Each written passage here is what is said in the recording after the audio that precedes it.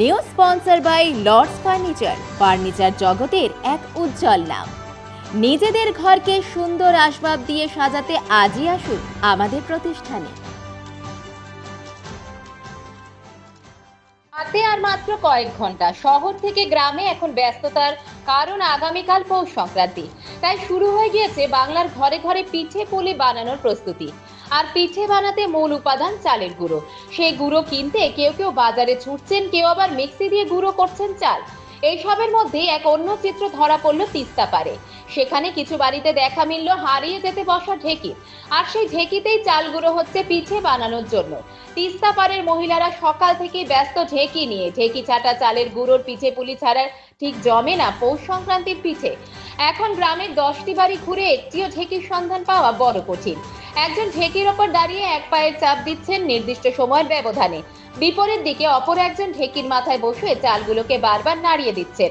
তিস্তা পাড়ের মহিলারা খুবই ব্যস্ত। আজকের মধ্যে চাল গুঁড়ো করে সন্ধ্যের মধ্যে তৈরি করতে হবে, কারণ তারপর থেকে শুরু হবে পৌষ পার্বণের রীতিনীতি। তিস্তা পাড়ের বাসিন্দা বুলু বারুই বলেন, প্রতি বছরই সকাল থেকে আশেপাশের মহিলারা আমাদের এখানে চাল নিয়ে আসে আর এই ঢেঁকি ভাঙা চাল দিয়ে পৌষ সংক্রান্তিতে পিঠে বানায়।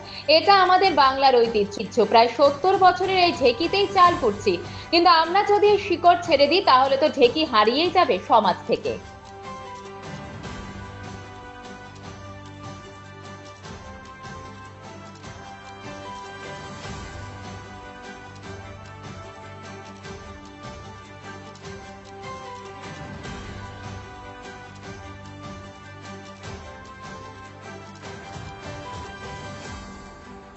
চাল করছি কালকে হলো পৌষ সংক্রান্তি। পৌষ সংক্রান্তিতে আমরা পিঠা খাই। এটা আমার শাশুড়ি আর আমার শ্বশুরে খাই আসছে, এটা আমাদের নিয়ম। আর এই আমার ঢেঁকিতে আমার শ্বশুরের বাবার ছিল ঢেঁকি, 70 বছরের ঢেঁকি। এটা পাড়ার মনে করো অনেক লোকই কুটে, আমরা কুটি, গ্রামের লোকই কুটে। এতে কুটলে ভালো হয়, আর মেশিনে কুটলে তো মনে করো চালের গুঁড়াটা গরম হয়, পিঠা মানুষের লোকে বলে ভালো হয় না। এই জন্যই আমরা ঢেঁকিতে চাল কুটি। এটা পিঠা করবো সংক্রান্তির দিন আমরা এগুলো করি।